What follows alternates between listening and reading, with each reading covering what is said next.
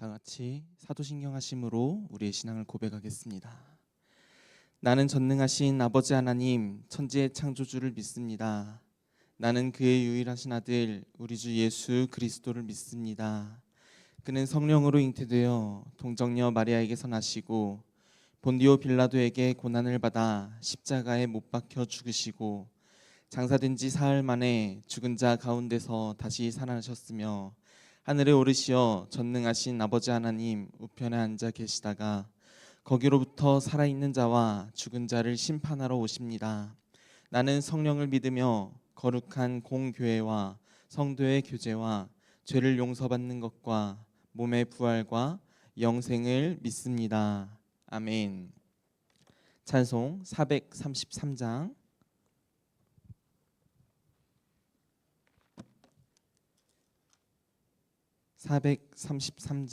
귀하신 주여 날 붙드사 함께 찬송하겠습니다.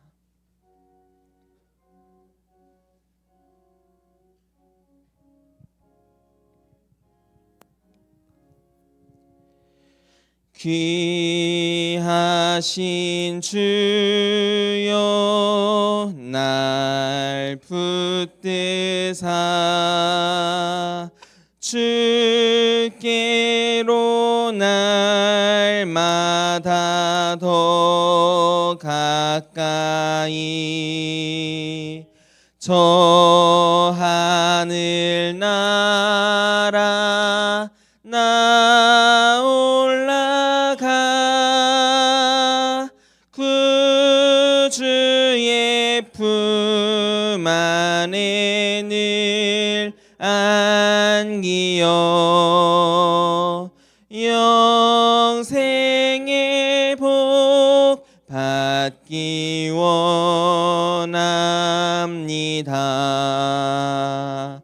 봉헌할 물건 나 없어도 날마다 주께로 더 가까이 내 죄를 주께 다 고하니 주님의 보혈로 날 씻으사 눈보다 더 이게 하옵소서. 간악한 마귀 날 꾀어도 주 예수 앞으로 더 가까이 이 세상 속한 그 허영심 또 추한 생각을 다 버리니 정결한 맘 내게 주옵소서.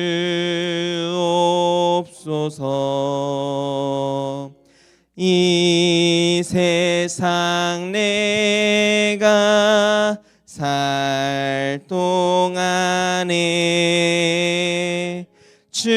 주께로 날마다 더 가까이 저 배는 천국 나 들어가 한없는 복락을 다 얻도록 풍성하는 예를 주옵소서. 아멘.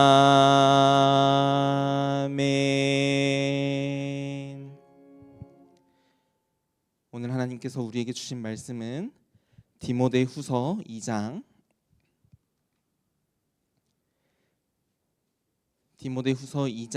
14절부터 19절까지의 말씀입니다.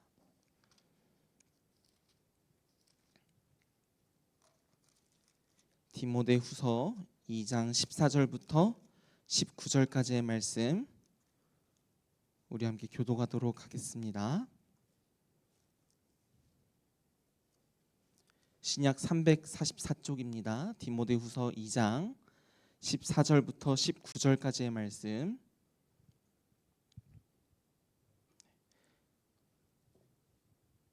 제가 먼저 읽겠습니다.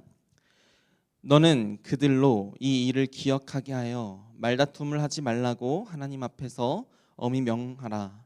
이는 유익이 하나도 없고 도리어 듣는 자들을 망하게 함이라.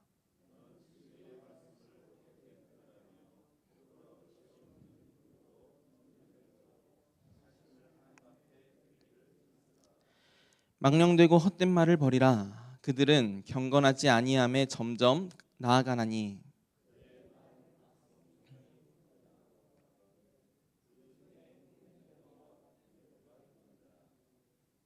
진리에 관하여는 그들이 그릇되었도다. 부활이 이미 지나갔다 하므로 어떤 사람들의 믿음을 무너뜨리느니라.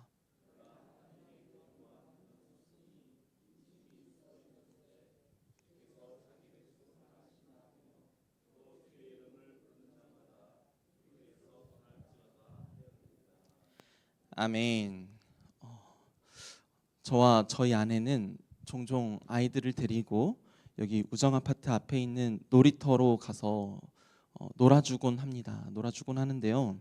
한 번은 저희 아내가 이런 얘기를 해주는 거예요. 이제 저희 아내가 이제 아이들을 데리고 놀이터를 갔는데 한 여성이 다가와서 말을 걸더래요. 뭐라고 하냐면 6월절에 대해서 아세요? 라고 물었다라는 것입니다. 저희 아내가 그 얘기를 듣고 이 사람들은 이단이구나 하고 딱 바로 피했다라고 합니다. 하나님의 교회에서 이렇게 포교하기 위해서 놀이터에 와서 복음을 그들의 교리를 전한 것이죠. 저희 아내에게 접근한 것인데 이런 식으로 이단은 정말 다양한 방식으로 사람들에게 접근하고는 합니다. 이 하나님의 교회뿐만 아니라 모든 이단들이 다 그렇습니다. 제가 올해 초에 새 학기를 이제 시작하기에 앞서서 우리 청년들을 대상으로 이단 세미나를 진행한 적이 있습니다. 진행하기 위해서 저도 이단에 대해서 잘 알지 못하였기 때문에 어떻게 하면 우리 청년들이 이단에 대해서 바로 알고 이단을 잘 대처할 수 있을지, 그들이 다가왔을 때 잘 대할 수 있을지, 어떻게 이단을 대하는 것이 옳은 것인가에 대해서 가르쳐주기 위해서 이제 제 나름대로 열심히 공부를 하면서 준비를 했는데요. 이 이단 세미나를 준비하고 또 하면서 느꼈던 것은 이단들은 정말 치밀하고 교묘한 방법으로 접근을 하는구나.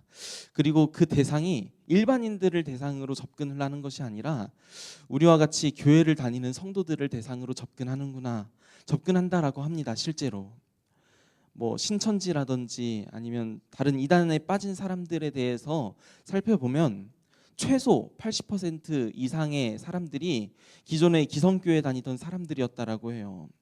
이런 이단들로 인해서 실제적으로 많은 교회들이 크고 작은 아픔을 겪었습니다. 이렇게 이단은 교회를 무너뜨리는 데 앞장서고 있습니다. 그래서 이제 청년들을 대상으로 이단 세미나를 준비하면서 준비하다 보니까 가장 핵심 키워드가 뭐였냐 하면요, 경각심이었습니다. 경각심. 나는 이단에 속아 넘어가지 않을 거야. 이렇게 생각했던 80%의 사람들이 지금 이단에 속해 있다라는 것입니다. 그런데 하물며 나라고 이단에 넘어가지 않겠어? 이런 마음을 가져야 한다라는 것이죠. 나에게도 언제든지 이단이 접근해서 나에게 그렇게 말을 걸었을 때 나도 넘어갈 수 있다. 이미 80%의 이단에 속한 사람들이 넘어간 사람들이다라는 그 경각심을 가져야 한다라는 것을 핵심 주제로 해서 이단 세미나를 했습니다. 이렇게 교회를 대적하는 이단의 역사는 얼마나 되었을까요? 기독교는 아주 역사적으로 오래 전부터 하나님의 말씀을 변질시키고 교회를 무너뜨리려고 하는 그 거짓 교사들, 이 거짓 교사들이 없었던 적이 없습니다. 디모데후서가 주후 67년 또는 68년경에 작성되었다라고 하는데 이미 그 당시부터 디모데가 목회하던 그 에베소 교회에도 거짓 교사가 존재했다라는 것입니다. 사도 바울이 디모데에게 교회를 흔드는 거짓 교사들, 그들을 어떻게 대해야 하는지에 대해서 오늘 본문 말씀을 통해서 가르쳐주고 있는 것입니다. 우리 함께 14절 말씀 한번 봤으면 좋겠습니다. 14절 같이 한번 읽어보도록 하겠습니다. 너는 그들로 이 일을 기억하게 하여 말다툼을 하지 말라고 하나님 앞에서 엄히 명하라. 이는 유익이 하나도 없고 도리어 듣는 자들을 망하게 함이라. 아멘. 사도 바울이 먼저 디모데에게 권면하기를 저들과 말다툼을 하지 말라라고 권면을 하고 있습니다. 거짓 교사들과 논쟁을 함으로써 그들이 얻는 유익이 없다라는 것입니다. 도리어 유익이 없을 뿐만 아니라 듣는 자들을 망하게 하기 때문이라고 말해주고 있습니다. 우리는 우리 교회가 속한 이 교단이 정하고 따르는 교리가 진리라는 사실을 잘 알고 있습니다. 그렇기 때문에 이단이 우리에게 뭐라고 하든지 절대 흔들리지 않으리라는 그 확신이 있지 않습니까? 여러분들에게도 확신이 있을 것입니다. 우리 교회가 따르는 교리가 진리라는 사실을 알기 때문에.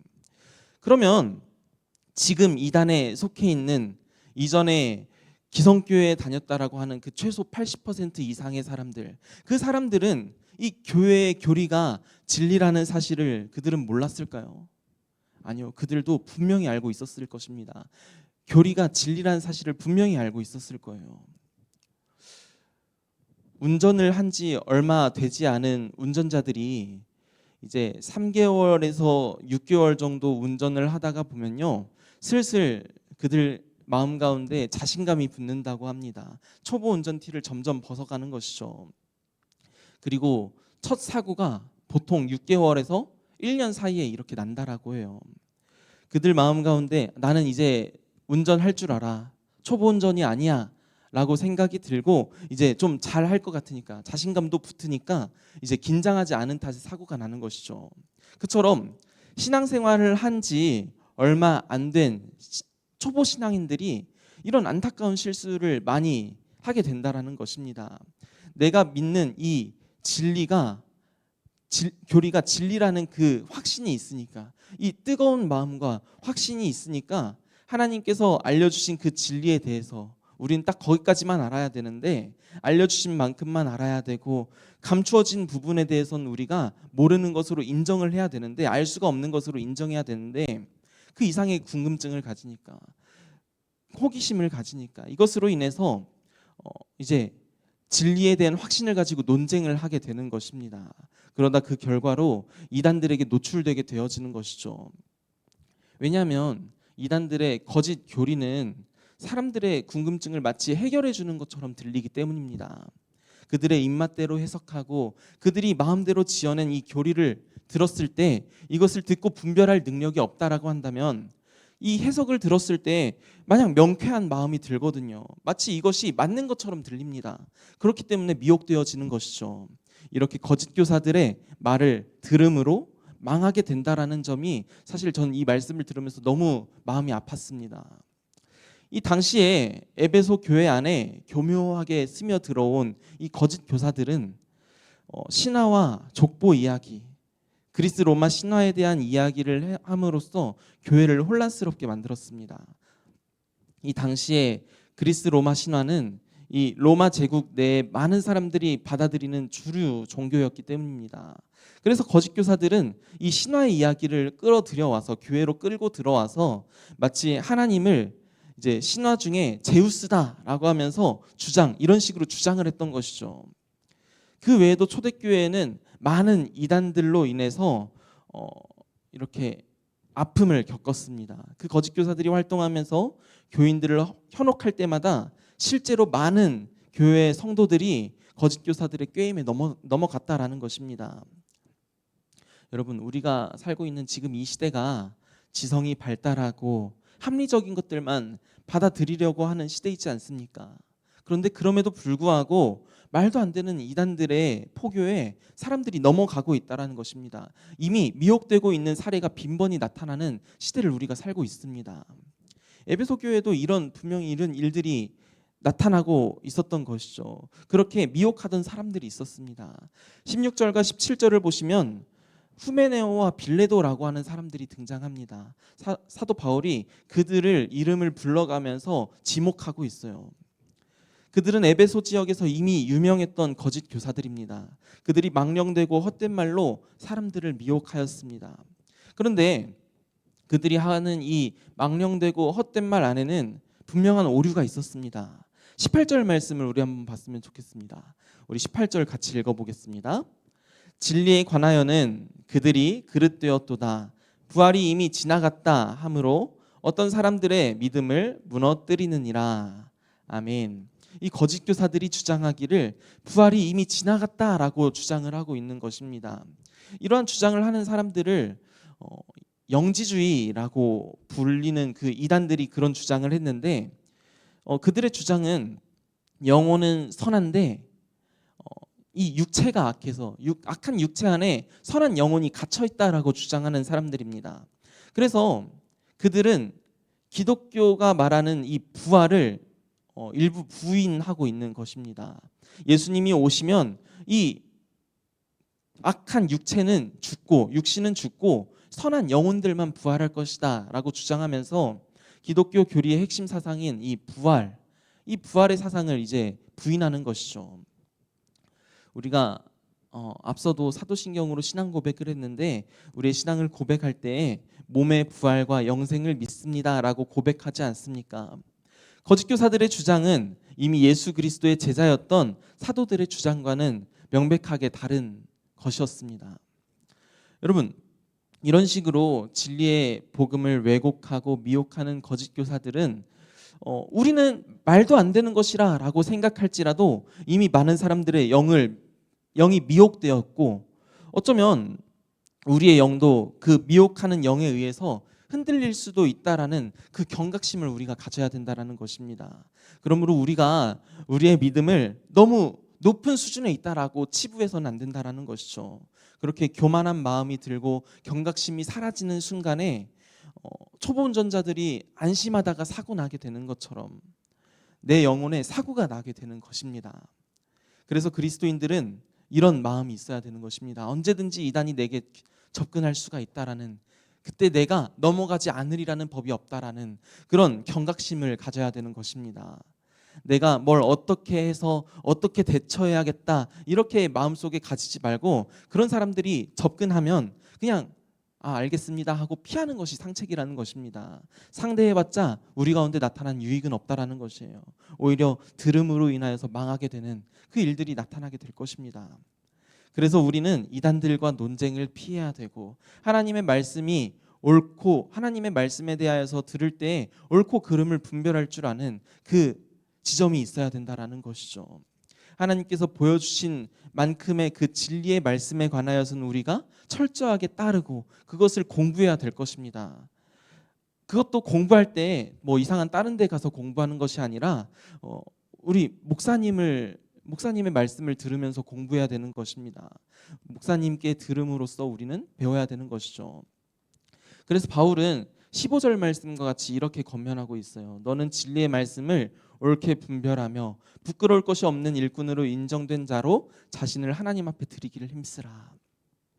진리의 말씀을 옳게 분별하라 라고 말씀하고 있는 것입니다. 말씀을 내 유익을 위해서 왜곡하지 않고 하나님이 의도하신 이 말씀을 주시면서 뭐 때문에 이 말씀을 주시는지 그것을 그 하나님의 의도를 우리가 깨닫고 그대로 바르게 따라가야 된다는 것이죠. 또한 하나님께 부끄러움 없는 일꾼으로 인정받는 자가 되라 라고 말씀하고 있습니다. 하나님께서 받기에 합당한 삶이 되기 위하여서 우리는 부끄러울 것이 없고 흠없는 모습으로 세상을 떳떳하게 믿음 가운데 살아갈 수 있기를 주님의 이름으로 축복합니다. 사랑하는 성도 여러분, 이 시대가 참 악합니다. 세상에 거짓이 이미 만연하고 이단들의 공격은 끝없이 교회를 흔들고 상처 입히려고 합니다. 그러나 교회는 결국 하나님의 견고한 터로 바로 서게 될 줄로 믿습니다.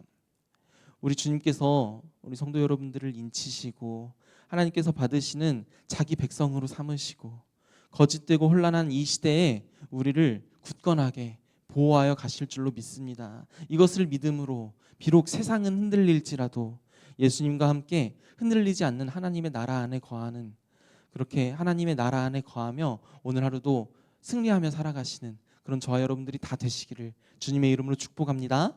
아멘. 우리 시간 함께 기도하겠습니다. 주님, 주님의 몸된 교회를 해하려 하고 미혹하려고 하는, 그렇게 흔들어가는 악한 이들이 기승을 부리고 넘어뜨리려고 하는 이 혼란한 시대에 우리가 주님을 믿는 진리 안에 온전하게 살아가기를 원합니다. 우리가 경각심을 가지고 주님의 진리를 대적하는 자들을 대할 때에 주님의 지혜를 구하며 지혜롭게 거짓 진리를 잘 피해가면서 주님의 온전한 사람으로 귀하게 살아갈 수 있는 성도들이 될 수 있도록 주님 인도하여 주시옵소서.